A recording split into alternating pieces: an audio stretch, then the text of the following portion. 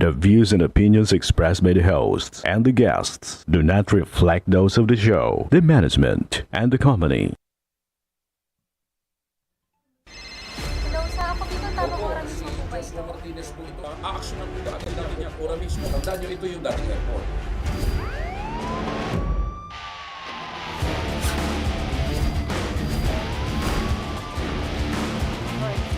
Ano namang kayong dalawa pinagchichismisan yung mga marites kayo, ha?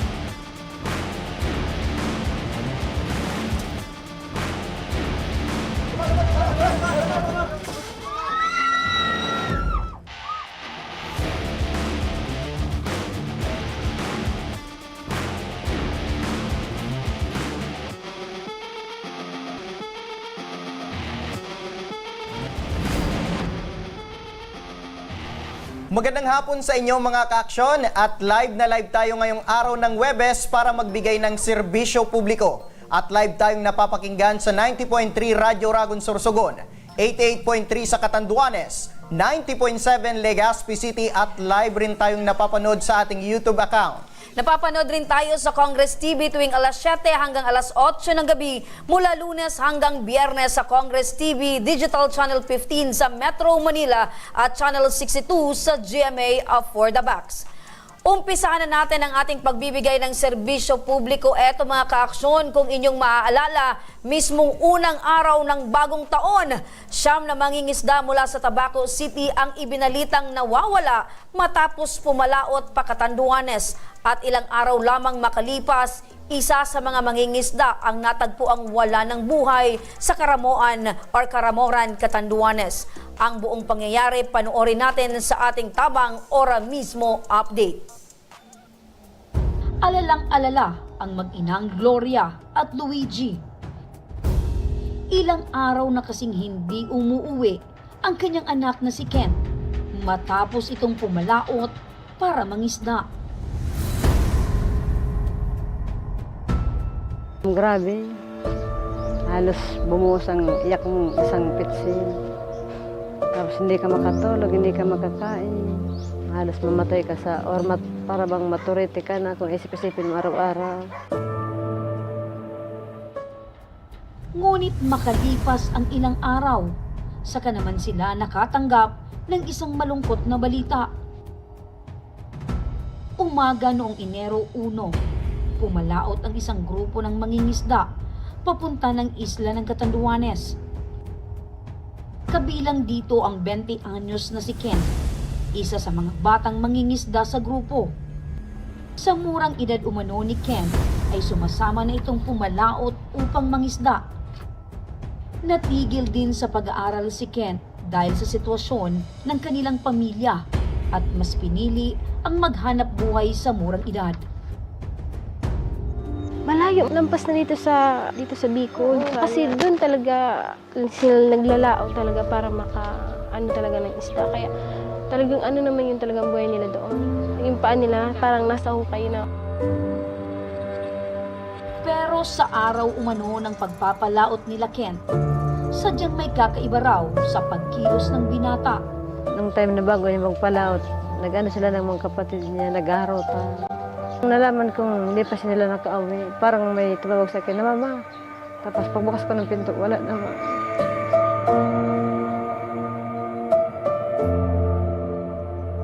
"Bakit ka nagpatato?" Sabi niya. "Ito daw ang basihan pag nawala siya. Basihan daw yun. Ito yung palatandaan pag nawala nga ako sa dagat." Ngayon po, umaasa pa rin po ba kayo na syempre... Opo, umaasa po kami buhay sila. Umaasa kami na mahanap sila. Yun na lang lagi ang panalangin namin na sana walang masamang nangyari sa kanila. Sana lahat sila makaligtas. Kasi nung time na yun, ng kwento ng kasama nilang mangingisda ang lakas daw po talaga ng alon doon. Nagkaroon po ba kayo ng pagkakataon na pigilan muna sila? Ako po, hindi ko po sila napigil. Pero hindi pumasok sa isip ko na pigilan sila. Kasi nung pumunta ako sa bahay nila, nalaman ko na wala na talaga sila, nakaalis na sila. Nakaalis na. Opo. Dalawang bangka po kasi yan. Dalawang bangka, separate po ito. Opo. So, ibig sabihin yung dalawang bangka po yun ang nawawala Opo. ngayon. Pero ano po kasi sila, partner po kumbaga Opo, sa mga- pero lulan po ng dalawang bangka na yon, ito pong 6. Hindi po. Yung isa pong bangka, 5 sila. Tapos yung sa bangka naman ng ama namin, 4 po sila. 4. Bali, 10 po sila lahat. Dalawang bangka ang pumalaot na hindi na po nakabalik. Opo. Okay. Pagkatapos mismo ng 2 taon, ganito po yung kinakaharap po ng inyong pamilya. Sir, naipagbigay alam na po ba sa inyo pong tanggapan, ito pong patungkol po sa sitwasyon ng nawawala pong mangingisda? Yes po, report po dito personally appeared Mr. S. Naldo, relative at anak po ito ni Albino Naldo, isa po doon sa mga mangingisda. Opo. Ano na po yung latest update po, sir? Dahil sabi niyo po ay naiparating na po sa inyo. Ano po yung latest update? Meron na po ba kayong naisagawang investigasyon? Ano na po ba yung pwede nating maibigay na impormasyon? Kanina kausap ko yung NDRRMO ng Pandan, Catanduanes, at base po sa kanyang report ay nag-conduct na ng search and rescue operation ang munisipyo ng Pandan gamit ang kanilang bangka together with the personnel of Philippine Coast Guard para mag-conduct ng search and rescue operation. So during their search, ang nakita lang nila yung styrobox na na-identify naman ng family na kasama yun doon sa bangka na kasama sa mga nawawalang bangka. Yun po ay na-recover malapit na doon sa may Balangonan, Pandan, Catanduanes. Nagipag-coordinate agad doon tayo sa Philippine Navy dahil may mga barko din sila na pwedeng magamit na sa search and rescue operations, pati na rin po sa PNP Maritime at Coast Guard para tulong-tulong na ang ating mga ahensya ng gobyerno sa paghahanap nito pong mga mangingisda galing po sa syudad ng Tabaco. Pa, kung hain ka man ngunyan, hain man ka mo, magpamati ka mo sa muya. Nag-aasa kami na mahanap ka mo tulos. Ingatan nindo sa diri nindo. Huwag tarabang-tabangan ka mo hanggang sa makauli ka mo sa muya. Mahigit 3 taon nang sumasama si Kent sa kanyang mga tiyuhin para mangisda. Si Kent na raw umano ang tumatayong haligi ng tahanan sa pamilya Buban. Si Ken, sa tao lang, matibay siya mag-adjust, masipag, mainintindi. Pangwalo si Ken na anak ko. Masipag talaga, madam, siyang bata. Hindi ko man siya pagtugutan na mag-anak buhay. Pero talagang madam, hilig yan dagat talaga. Sobrang sakit sa akin kasi sa mga kapatid ko, siya talaga yung tumulong talagang sobra talaga sa amin ni Mama. Kasi sa kabila ng sobrang pangangailangan namin, hindi siya nakakatis na hindi magbigay. Kahit nga hindi sila maglaot, magbabali siya doon sa sa may sarili ng sakayan. Binibigay sa amin. Ngunit makalipas ang ilang linggo, isang balita ang nakarating sa kanilang pamilya. Si Kent ay natagpuan ng walang buhay sa isang isla ng Karamuran, Catanduanes. Ang masabi ko masana sa iya, mayroon pa siya digdi. Habang buhay ako, dahil pa siya malingawan. Habang humihinga pa ako, yun sampa ko sa sarili ko. Bilang anak, para sa akin siya siyang bayani. Marami pang pangarap yun. Gusto niya madam makabili kami ng motor baga. Sa paglaot, dahil naman natapad madam, tawaran naman siya. Makatulong sa pamilya, ito raw ang isa sa pangarap ni Ken para sa kanyang mga kapatid at sa kanyang ina na si Gloria. Kaya labis na lamang ang paghihinagpis ng pamilya dahil sa sinapit ng binata. Sa 9 na mangingisdang nawawala, 8 pa sa mga ito ang patuloy pa ring pinaghahanap. Patuloy pa rin ang pakikipag-ugnayan ng programang Ako Bicol tabang ora mismo ni Congressman Saldico sa Philippine Coast Guard at iba pang ahensya ng gobyerno upang mas mapadali ang paghahanap sa mga nawawalang mangingisda. Ayun, nakakalungkot partner dahil hanggang sa ngayon ay hindi pa rin natatagpuan yung nawawalang mga mangingisda. At nakikiramay tayo partner doon sa pamilya nitong mangingisda na binawian na ng buhay. Opo, at patuloy pa rin tayo ma'am na makikisama sa panalangin nila na sana buhay pa yung natitirang na hindi pa At makauwi sa pamilya ng ligtas. Grabe partner, no? Dahil sa hirap ng buhay, kahit masama yung kalagayan ng panahon, talagang sinuong nila yung dagat para Merong may uwi sa pamilya. Sabi nga ni nanay, tinuturing niyang bayani ng pamilya etong anak na mangingisdang namayapa. Partner, yung nakuwang bangkay is yung pinakabata dun sa Opo. siyam na bata. Mga kaaksyon, sa pagbabalik ng tabang ora mismo ni Congressman Saldico, huli sa CCTV footage ang 2 lalaki sa barangay Batang, Ligao City na pinilit umanong binubuksan ang isang piso wifi. Ang ating pag-aksyon, abangan. At para sa ating kuwento of the day, abangan ang love story na nagsimula sa asaran at call sign na high love. Kaya huwag kayong bibitaw at magbabalik pa ang tabang ora mismo.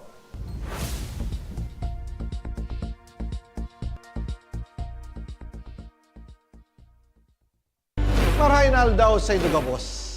Ang aldaw na ini ay para sa Indo, para sa tuyang mga kababayang Bicolano na nangangaipuhan kan kalinga, asin manlain-lain na medikal na serbisyo. Ini po ang sa tuyang dalan para makapaghatod kan serbisyo maski guraano ini karayo o karani ang sa Indong kinamumugtakan. Ang Tarabangan Caravan ay saro pong inisyatibo kan Ako Bicol Party List na igwang layunin na darahon ang serbisyo medikal asin dental direkta sa saindong mga komunidad. Aram po niya to na daigabos may kakayahan o pagkakataon na makaduman sa ospital o klinika. Kaya't kami na po ang nagrarani sa Indo. Kaibahan ang matitibay na doktor, dentista, medical personnel, asin mga volunteer kan Ako Bicol Party List. Libre po gabos ang serbisyo medikal, dental, laboratory, asin mga bulong. Wala po kamo na dapat ihadit sa gastusin taini ay para sa indong kalusugan. Kaiba taman po ang satuyang programa ang libreng gupit asin masahe para sa satuyang mga kababayan. Maliban digdi, may local recruitment activity man kitang unyan. Ini po sarong biyaya para sa satuyang mga kababayan na nag-aanap kitrabaho. Sana po ay makatabang ini sa Indo. Tangani, makaanap ki mga bagong oportunidad para sa Indong pamilya. Mga kababayan, buya ko pong ipaabot sa Indo na ang Ako Bicol Party List permi yaon para sa Indo. Sadto ngunyan asin sa maabot. Kami po ay padagos paglilingkod sa bawat Bicolano. Kami po ay nagpapasalamat sa saindong padagos na suporta. Habang yaon ang suporta kan kada Bicolano sa Ako Bicol Party List, padagos po niya to dadarahon ang mga programa na direktang nakakapiktar asin nakakatabang sa Saindo Gabos. Sa giraray, dakulaw pasasalamat po sa indong pagtangkilig asin pagtitiwala naway padagos niya tong ipangaji ang mga kalusugan asin kaligtasan kang bawat saro. Padagos po kitang magtarabangan asin magkasararo para sa mas malusog asin masiglang Bicolandia. Nakulang salamat po asin marahin na aldaw sa Indogabos.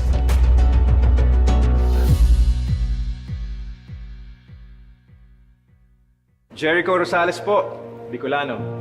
Ngunyan takaypuan, kitabang at kasurog sa edukasyon, sa kalusugan, at kabuhayan sa panahon ning sakuna. Ang ako Bicol, katabang at kasurog ta sa pagtaoki scholarship sa mga aking nanangangaypuan. Katabang at kasurog ta sa kalusugan, kasurog sa pagpasar ni Eddie Garcia Lo.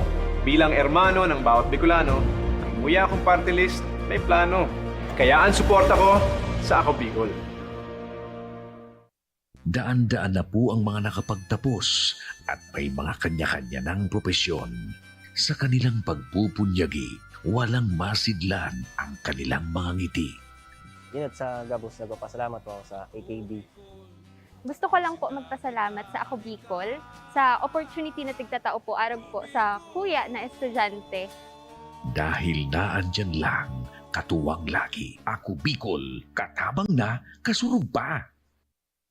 Hindi rin nagpahuli sa pagtugon sa mga pangangailangan ng ating mga healthcare workers at mga frontliners. Sa simula pa lang nitong pandemya, hanggang sa ngayon, walang humpayang pagtulong. Ay, nagpapasalamat po ako sa pagtaon ng tabang hali sa Ako Bicol Party List. Salamat kong dakula sa duwang congressman. Kayo nakakatabang sa mga sa gabi. Maaasahan, Ako Bicol, katabang na, kasurog pa. Tucked away in the province of Albay, known for its perfectly shaped Mayon volcano, Misibis Bay Resort, a locally owned 5-hectare private island resort. The resort is ready for all those looking to balance tranquility and adventure. This tropical destination is where guests can either choose to relax under the palm trees or have an adventure under the sun. It features modern and luxurious rooms and villas, recreational facilities, and sophisticated services.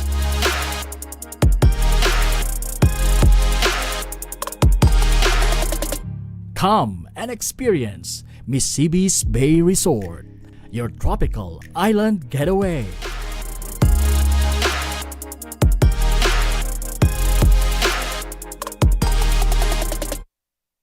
Problema sa tubig, agarang binigyang solusyon. Nagpatayo ng mga solar-powered water supply system sa mga liblib na lugar.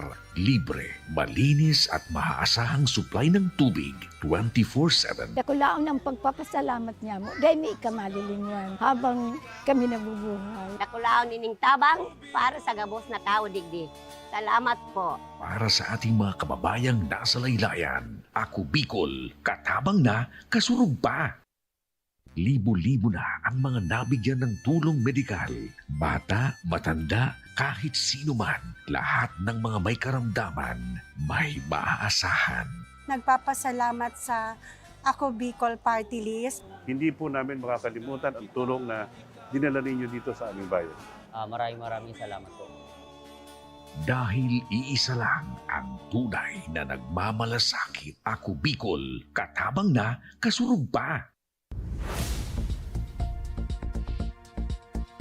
Nagbabalik mga kaaksyon ang tabang ora mismo ni Congressman Saldico. Eto mga kaaksyon, huli sa CCTV footage ang dalawang lalaki sa barangay Batang Ligaw City na pilit umanong binubuksan ang isang pisong wifi. Ayon sa reklamo ng may-ari nito na si Stephanie Alyorde, nasa 100 lang naman ang nakuha dahil mabuti na lamang daw ay agad niya ring nakuha ang mga kinita dito. Ngunit labis pa rin ang takot na inabot nito sa kanilang pamilya.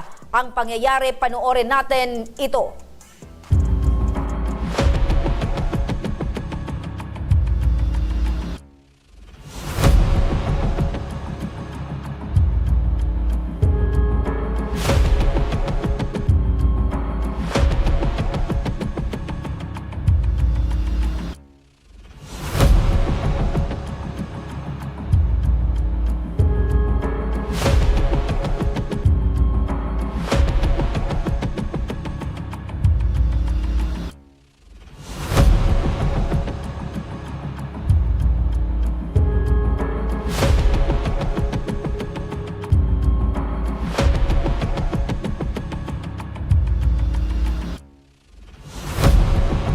kitang-kita sa CCTV footage kung paano tinanggal at ninakaw nitong mga kawatan itong piso wifi. Para sa reklamong ito, partner, makakausap natin mula sa Ligao City si Stephanie. Magandang hapon sa iyo, Stephanie. Hello? Sige, balikan natin itong si Stephanie, no? Pero alamin muna natin, partner, sa mga otoridad, kung eto bang mga sitwasyon na ito ay talamak na, marami na bang nairehistro ng mga ganitong reklamo at insidente sa kanilang tanggapan. Nasa kabilang linya na ng telepono. Pero alamin na muna natin sa parte ng mga barangay official kung ito ba ay recorded sa kanilang barangay. Nasa kabilang linya ng telepono si Kagawad Jose Antonio Atchabal Jr. ng Barangay Batang, Ligao City. Magandang hapon po sa inyo, Kagawad Jose. Magandang hapon po, madam. Apo, Wad, dire-diretso tayo. Alam po namin na talagang nakita nyo na itong CCTV footage kung saan kitang-kita po na itong lalaki ay kinuha ito pong piso wifi doon po sa inyong lugar. Nakilala nyo na po ba itong mga lalaki na nasa CCTV footage? Actually po, ma'am, nung na-release po ni Stephanie yung footage, hindi naman po na-identify kung sino po yung personality. Pero na-aktuhan po naman po na kasi yung footage nakita natin na walang face mask or ano. So, in meantime po, malalaman at ma-identify naman po kung sino po talaga itong mga kawatan po ito. Opo. So, base po sa record dyan po sa inyong barangay, pang ilang insidente po ba ito nang nakawa ng piso wifi dyan po sa inyong lugar? Katungkol po, ma'am, sa mga piso wifi, actually, una pa lang pa naman po ito. Pero may mga nakaraang insidente na po kung saan yung ibang establishment at bahay na mga nanakawan.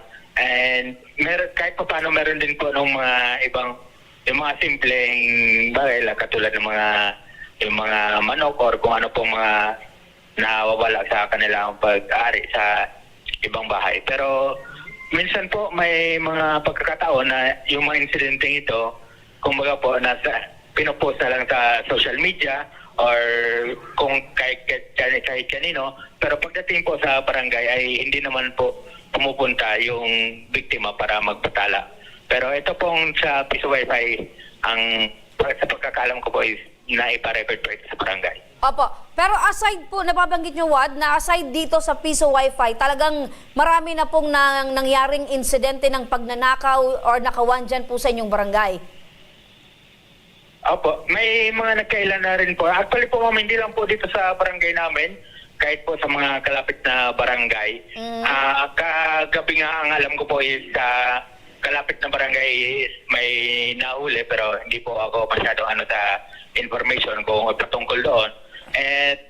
At saka may mga iba rin po na nababasa kami sa social media dito sa kalapit naman barangay na may mga pumapasok na mga lalaki na ganun po. Opo. For security purposes din po, Wad, ano po yung mga aksyon or paraan or plano po ng inyong barangay para naman po ay maprobihitara natin or maiwasan po natin ang ganito pang mga insidente at yung may mga balak na masama po na pumasok po dyan sa inyong barangay. Ano po yung plano ng barangay po ninyo? Actually po, ma'am, yung sa pamumuno po ng ating kapitan at sa kasama ko pong kagawad na nasa komitiba ng Peace and Order. So, na-instructionan po lahat ng ating barangay tanod na maging alerto at patuloy po, gabi-gabi po, minsan madaling araw nagro-ronda sila.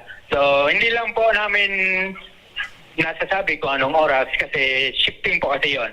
Kumbaga, random po para kung magkakaroon po kasi ng fixed na time sa pagronda, for sure po, malalaman niya ng mga nagbabalak. And yan po, random time po, may mga umiikot na mga tunnel at nararamdaman naman din po dito yung visibility ng ating mga kapulisan, lalo paggabi. Minsan po nagwawangwang o nagbubusina yung mga mobile ng pulis.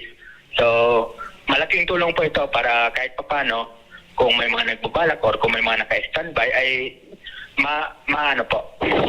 matigil po yung kanilang binabalak. Opo, Kagawad, pwede po kaming makahingi ng payo o mensahe po sa ating mga kabarangay upang maiwasan na po ang mga ganitong insidente ng nakawan po, upang makaiwas sa mga ganitong insidente po? Apo.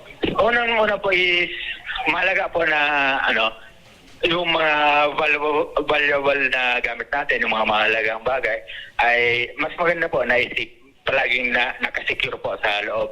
Pangalawa po is yung mga lock ng ating mga pinto, ng mga gate. So, as much as possible po na hindi natin malimutan na palaging bukas. Pangatlo po is may mga bahay naman po dito na mayroong CCTV and as well as yung ating barangay, kahit paano po may mga footage na although may iba po na for repair na ating sa kasalukuyan po naman po yan sa proposed budget. And isa pa rin po is yung mga pag-post sa social media. So minsan po may mga hindi natin alam na sa social media, inaabangan pala yung post natin na ganito, meron na niya kaming gamit, bagong biling gamit, or kung sakaling nagbakasyon, wala sa bahay. So yun po. Kumbaga, yun po isa sa mga nagiging prone ng mga insidente kasi na-update yung mga magnanakaw patungkol doon. So, usually siguro po kung nasa bakasyon or kung wala sa bahay, tapos kung gusto niyo po sa Facebook, siguro i-post na lang natin pagkatapos. Halimbawa, nandun na tayo sa bahay, so saka natin i-post. And yung mga gamit naman na kung alam naman nating nasa bahay lang naman yun na wag na natin masyadong i-expose sa social media kung ano yung mga meron tayo. Opo, Kagawad Jose, makiki-update po kami sa inyo kung meron na po kayong pagkakakilanlan dito po sa mga suspect na may kagagawan po ng pagnanakaw. Maraming salamat po, Kagawad Jose. Opo, ma'am. Wala naman po. Maraming salamat din po. Maraming salamat po. Para naman sa reklamong ito, makakausap natin mula sa Ligao City si Stephanie. Ito na partner yung nagre-reklamo at nanakawan. Opo, yung biktima ng pagnanakaw ng Piso Wi-Fi. Magandang hapon, Stephanie. Hi po, magandang hapon po. Opo, kumusta kayo ngayon, Stephanie, matapos itong insidente ng pagnanakaw sa inyong Piso Wi-Fi? Thankfully, okay naman po.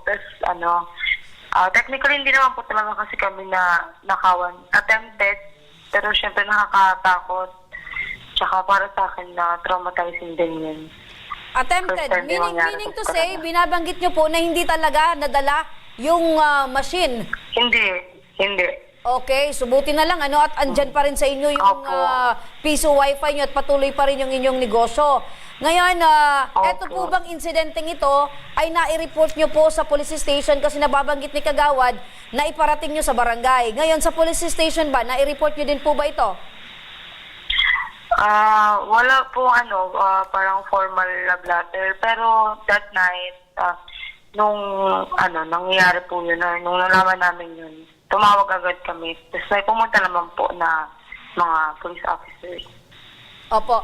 Stephanie, naalala niyo po ba yung mga kaganapan bago nangyari ito at bago may umaaligid-aligid nung araw na yon doon sa bahay ninyo? At nung nakita mo yung CCTV footage, ano yung naramdaman mo? Sobrang takot po. Sobrang takot talaga. Naalala ko pa, nung kasi pinapatulog ko po kasi yung bunso ko. Tapos, kakatulog lang niya. Nasa ko pa siya, nasa kamay ko pa siya, hindi ko pa siya nabababa. Si Mr. lumabas galing sa kwarto kasi nasa sala kami ng bunso ko. Lumabas si Mr. Sabi sa akin, pakicheck mo CCTV kasi tumawag sa akin si ganito. May napansin na mga lalaki daw, maaligid-aligid dun sa labas natin. So sabi ko, sure ka? Kaya bang sumasakot ako sa kanya, binubuksan ko yung CCTV monitoring app dito sa phone.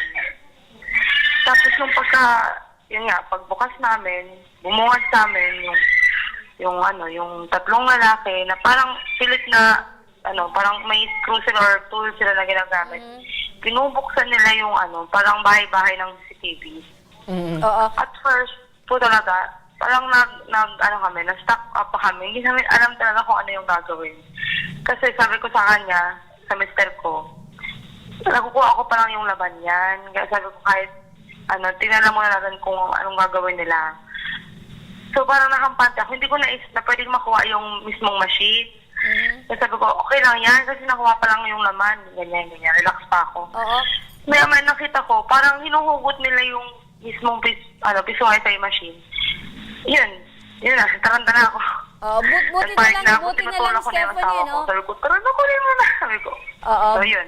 Stephanie, buti na lang at nakuha mo pa lang yung laman ng piso wifi. Usually ba, mga ilang araw mo bago ito kinukuha? Bago pa lang po kasi yung piso wifi. Bale, dati, pangatlo pa lang kasing harvest ko yun. Dati, mga 1 month, ganyan. Itong nakaraan, hindi pa nga tayo 2 weeks. Hindi ko lang alam kung ano pumasok sa isip ko noong February 8. Sabi ko, ano kaya kung kunin ko na? Parang may babayaran nata ako. Sabi ko, makakatulong yung sa piso wifi nga. So yun, hinarvest ko na yung laman niya. Okay. Praise yun God. pala, kaya pala Praise ganun. God, May partner, mangyayari no? pa lang ganito.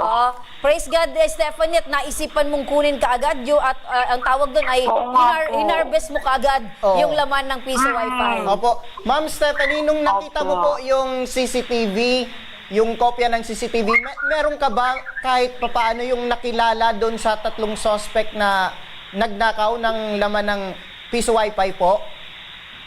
Hindi ko po kilala eh. Talagang may kamukha siya nung una. Kasi lang, hindi po. Kasi zoom pa namin.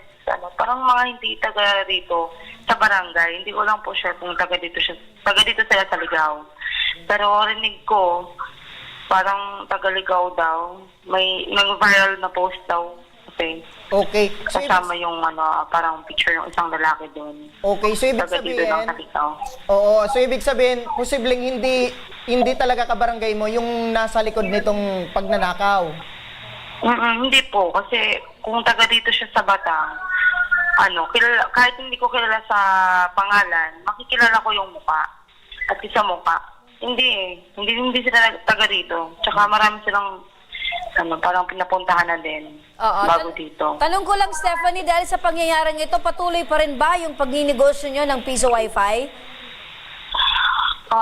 Sa ngayon po, hindi pa po nag-resume kasi parang sinira po kasi nila yung bahay-bahay. Parang yung lalagayan po pag ng padlock. Opo. Yun ang sinira nila. So wala kaming mapaglalagyan ng padlock. Ayoko naman na papaayos ko muna po siguro. Tapos ididikit ko na lang siya dito sa tindahan. Ito partner, matanong ko lang sa kanya partner, no? Ma'am, bakit nyo po naisipan na doon ilagay itong piso wifi doon sa gate nyo, ma'am? Imbes na doon sa loob ng bahay nyo, ma'am? Kasi ako, very considering ako na iniisip ko yung kumbaga accessible siya kung doon siya kasi halimbawa kung close pa kami or close na kami, kung may gusto pang maghulog, makakapaghulog pa doon. Tama. So ako naman, gano'n lang naman yung intention ko. Tama. Hindi ko naman naisip na may mga ganun palang klaseng Tama, kasi siyempre any time of the day, any time of the hour, kung gusto ng customer na maggamit, partner, accessible. At malaki yung tiwala ni Ma'am Stephanie doon sa lugar nila. Oo. Eto partner, Ma'am Stephanie, makinig po kayo para sa maaring legal na aksyon. Nasa kabilang linya ng telepono natin si Police Brigadier General Andre Perez Dizon, ang Regional Director ng Philippine National Police Region 5. Magandang hapon po, RD. Ma'am Ren, magandang hapon at sa lahat ng ating tagapanood at tagapakinig dito sa ating programa. Opo, eto partner ang number 1 action man ng PNP. Never say no si RD. RD, matanong po namin kayo, ano po yung maaring legal na action nila, Stephanie, sa ganito pong sitwasyon dahil hindi lang po ito yung unang beses na napag-usapan po natin ito at may naidulog pong reklamo katulad nito dahil nung mga isang araw, meron din pong nakawa ng piso wifi. Ngayon po, RD, ano po yung legal na action ang pwedeng gawin po ni Stephanie? Ma'am, unang-una, bago tayo nagka-usap, chinik ko po yung status niya sa Ligaw City Police Station. Nakausap natin yung Chief of Police doon na hindi po na-report sa kanila yung insidente. Nakita lang po ng pulis natin sa social media na yun din ang dahilan bakit pumunta na sa kanila yung ating pulis. So, ma'am, malaking bagay po na pag may mga ganong insidente, i-report po kagad sa pulis para nang sa ganon, matugis po kagad natin yung suspect at masolve po natin kagad ang krimen. So, yun po ang hinihingi natin na partisipasyon ng community natin na ang katahimikan, ang kapayapaan ay that is a concerted effort, tulong-tulong po na pag trabahuhan natin at pag-participate tayo sa pagsugpo ng masasamang gawain po. Ma'am. So, minsan kasi RD, mukhang nakakalimutan ng ating mga kababayan na ipaalam kaagad sa PNP, mas gusto nilang what's on their mind, they post it Kasi akala nila mas makakatulong. Doon nakatulong naman talaga. Kaya lang, ang pakiusap ni RD, kung talagang ganito yung kailangan natin ng police assistance, punta tayo sa opisina ng PNP at i-report. Tama, RD? Opo, ma'am. Opo. Yun po talagang kailangan natin kasi very important po, ma'am, yung informasyon na maibigay kaagad sa pulis. At magkukuhan kayo, ma'am, sa Ligao City. Nandyan po yung provincial headquarters natin. Maraming pulis ang Ligao City Police Station. Kaya nakahanda po sila, ma'am, palagi na mag-responde. Nakahanda po silang tumulong sa ating komunidad. So, yung participation po ng community natin, kung cooperation at pakikipag-collaborate nila sa ating kapulisan, kailangan din po natin, ma'am. Opo. At isa pa niyan, RD, kung meron pong mga gagawing aksyon na hindi muna dapat malaman ng publiko dahil merong mga operasyon na parang kailangan nating itago muna para maging mabilis ang madakip yung suspect, mas madali. Di ba, RD? Opo, ma'am.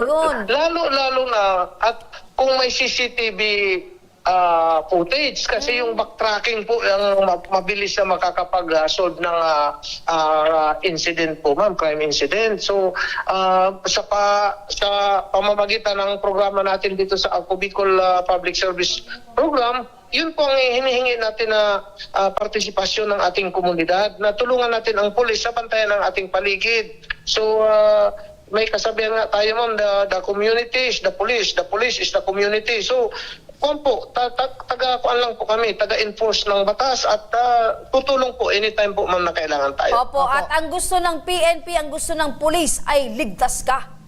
Opo, correct po yan, ma'am Rem. Sir, Opo, siguro RD, dahil sa uso na naman itong negosyo na piso wifi, ano po ang mensahe natin sa mga kababayan natin na merong ganitong negosyo o kahit ano pong negosyo para makaiwas sa mga ganitong insidente po ng nakawan? Unang-una po, sir, ilagay natin sa medyo safe na lugar.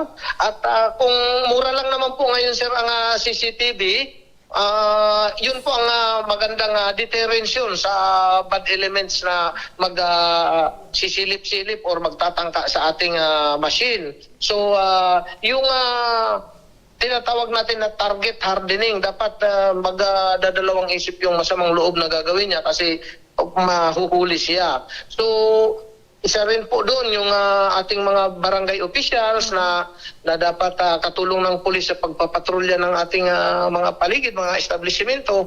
Kaya, ma'am, sa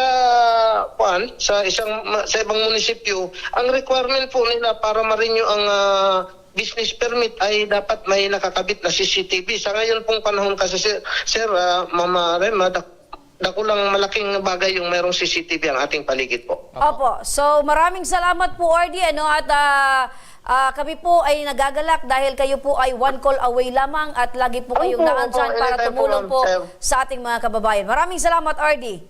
Yes, mabalos po, ma'am, sir. Yan, mga ka-aksyon, si Police Brigadier General Andre Perez Dizon, ang Regional Director ng PNP Bicol. Opo. Samantala, yes, partner? Sabi nga ni RD, malaking tulong yung CCTV. Pero magaling na yung magnanakaw ngayon. Gumagamit na ng mga face mask. Ayan, naka-hood, partner, nakatakip siya. Paraan yan, partner, para hindi sila makikilala kaagad. Pero sabi nga ng PNP, merong backtracking na sinasabi. Correct. Samantala, mga ka-aksyon, dumako naman tayo sa ating eto na partner. Ang kwento of the day, ang ating letter sender ngayong hapon ay tubong malinaw albay na si Analita Anasio Calio. At ang kwento ni Ana, nagsimula ang kanilang pag-iibigan ng kanyang mister for 8 years na. Yon, 8 years na ngayon sa isang asaran. No? Nagsimula sa isang asaran, minsan nagpipikunan, minsan nagkakagalitan, Yan nga, partner, pero talaga, away nag-umpisa. bate. Sa bawat araw daw na magkakasalubong sila ay nasanay na lamang silang batiin ang isa't isa gamit ang call sign na Hi Love. Sana all. Yan, Hi Love. Kahit hindi naman daw sila magkarelasyon. Dagdag pa ni Ana, 8 taon din daw itinagal ng panliligaw ni Frederick bago niya ibinigay ang kanyang matamis na yes. At dahil sa nakakakilig niyang pagbahagi ng kwento ng pag-ibig nila, inimbitahan natin siya ngayon at makakausap natin mula sa kabilang linya ng ating telepono. Ayan, magandang hapon sa iyo, Ana. Hello, Ana. Grabe yung pagkakaano. Ana. Ayan. Hello, Ana. Hana, hi. Hi po, magandang hapon po. Opo.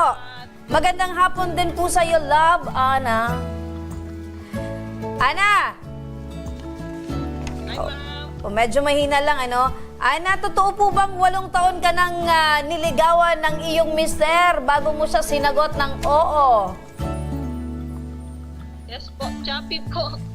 Medyo choppy. Makilapit lang ng ng mikropono mo para mas maging malinaw at marami tayong mga tagapanood ang kiligin din sa kwento nyo ni Mister. Hello, Ana? Yes po. Okay na? Okay na po, ma'am. Okay. Ana, gaano katotoo po bang 8 taon kang niligawan ni Mister bago mo ibinigay ang iyong matamis na oo? Po? Ayun. So, medyo hindi tayo nagkakaintindihan. Ulitin ko lang. Ana, totoo po bang 8 taon kayong niligawan ni Mister bago mo siya sinagot? Ano po, 8 years po. Ayun. So, 8 years talaga bago siya sinagot ng kanyang mister. Sige, ayusin muna natin, partner, yung linya. Kasi sayang, excited pa naman akong kiligin. Para mas maganda, partner, maunawaan at nang manonood kung bakit tumagal ng 8 years 8 years. Mahaba ba na yan, partner? Normally, 1 year, may 1 month nga, may 1 week nga, may isang araw eh. Partner, bibihira lang sa mga lalaki na tumatagal ng 8 years sa paghihintay sa kanilang loved ones. Meron akong kakilala, partner, 8 hours. Sila na agad.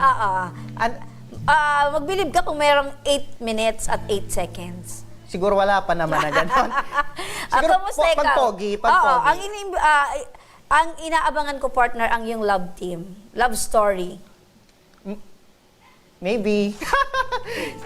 Next time. Ang kwento ni Nomer Corporal. Ang aking love story, mga kabarangay. Ayan. Mga ka-aksyon. Pero, partner, ikaw, kumusta? Bukas ay Valentine's Day na.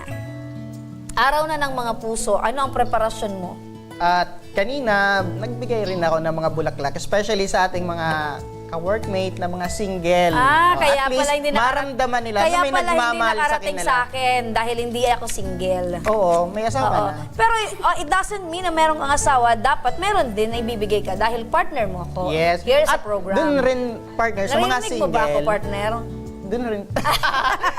Gustong-gusto talaga ni partner na mabigyan. Hindi. Alam mo, partner, yung essence ng Valentine's Day, hindi yun sa pabunggahan, hindi yun sa flower, hindi yun sa chocolate, kung hindi yung tunay na pagpaparamdam mo ng pagmamahal sa iyong minamahal sa buhay. At yung mga single dyan, pwede nyo naman na i-date yung nanay nyo, yung ate nyo. Okay, balikan na natin, partner. Eto na si Ana. Excited na akong malaman yung love story niya eh. Ana, magandang hapon. Ana! Ayun, kumusta kayo ngayon ni Miss? Apo, kumusta kayo ngayon ni Mister? Okay naman po. Ayun, okay naman. Dapat okay na okay.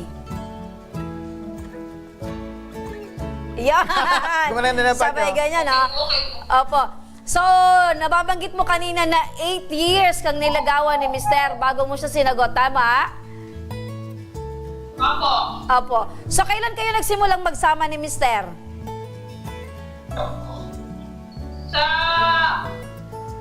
Dito lang po, ma'am, sa Bicol din. Dito sa? Tuliw. Taga Tuliw ka, okay, dyan sa Malinaw. So, ngayon, dyan kayo nagkakilala ni Mister? Sa nagtatrabaho po, nung nagtatrabaho po ako. Nagtatrabaho ka? Ano yung dati mong trabaho? Sa kantin po, ma'am. Tindera. Tindera ka sa kantin. So habang eto si Mister ay customer ninyo. Oo. Ayun. So habang ikaw ay tindera sa kantin, parang nagkakaroon na kayo ng kakiligan moments ni Mister. Parang. Opo. So pag bumibili si Mister ng kanin at ulam, yung serving mo ay hindi lang pang one serving, pang May dalawa dagdag na. partner. Tama? May libre pang sabaw. Bibili pang sabaw. Ayan. Okay. So hindi naman nagrereklamo yung may-ari ng kantin nyo na parang nalulugi sila dahil nalaman nila na sobra yung ibinibigay mong takal kay Mister. Hindi naman po. Okay, so Tanungin na lang, tanungin naman natin, partner, kung bakit umabot sa 8 years, ano ma'am yung naging reason behind kung bakit pinaabot mo ng 8 years bago mo ibigay yung matamis mong oo kay Mister? Ano po kasi, gusto ko yung talagang seryoso at saka yung malaman ko po yung totoong ugali. Ayan, yung anak partner. Oo. So, paano naman, ma'am, nakuha ni Mister yung matamis mong oo? Paano yung anong bagay Akala ko partner kung ano yung nakapagpakilig sa'yo? nakuha. Ikaw talaga partner? Akala ko kung ano yung nakuha ni Mister kay Mrs. Ugali niya talaga po. Na seryoso siya. Ano yung ma'am yung kadalasan na sinasabi sa'yo na nagpakilig sa'yo araw-araw habang bumibili siya sa kantin niyo, ma'am?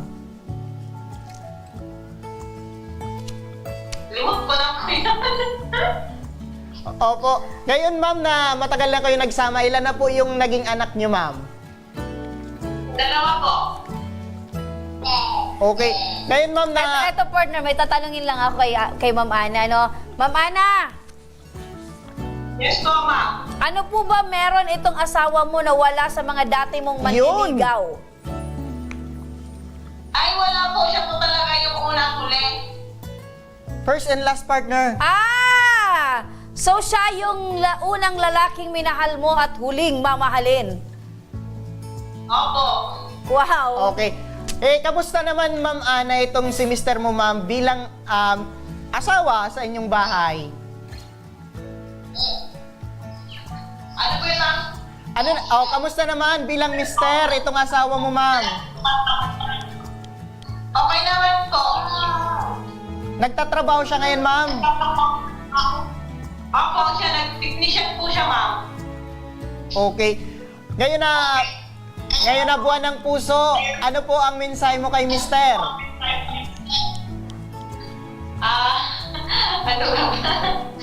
Mag-ingat lagi siya sa pagmamaneho. Kasi po, nagsasaidan po siya mag-tricycle driver po. Oo. Ma'am Ana, kailan ba yung huling I love you mo kay Mister? Lagi naman po. Ayun! Laging nag-I love you si Ma'am Ana. Si Mister, lagi din bang nag-I love you sa'yo?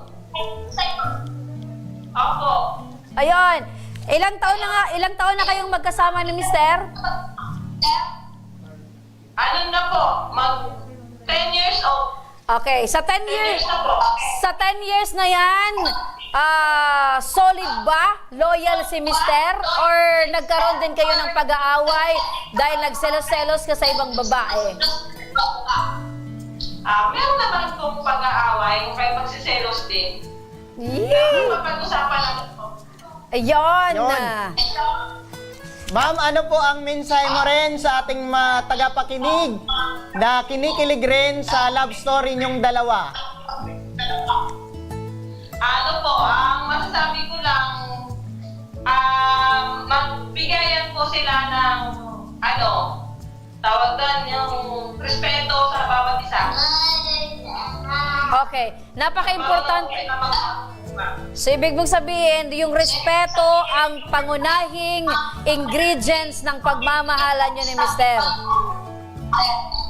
Yes po, ma'am. Okay. Nag-feedback kasi naka-on yung ano niya eh. Naka-on yung Facebook Live niya.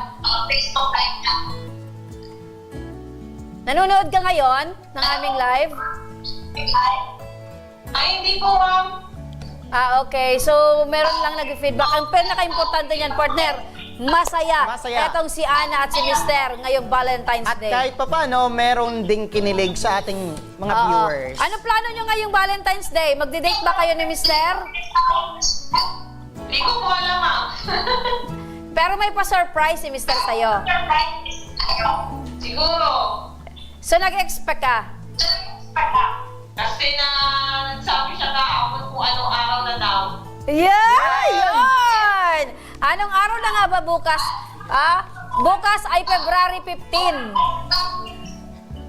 May plano pa kayong sundan? Yung anak nyo? Wala pong wala pang Okay. So maraming salamat sa iyo, Ana, no? At hiling namin na maging memorable ang inyong Valentine's Day celebration bukas ng iyong mister. Maraming salamat sa pagbabahagi ng inyong kwento. Salamat din po. At yan ang ating mga natunghayan at ora mismong inaksyonan ngayong hapon. At para naman sa mga nais humingi ng tulong sa aming programa, panoorin po natin ito.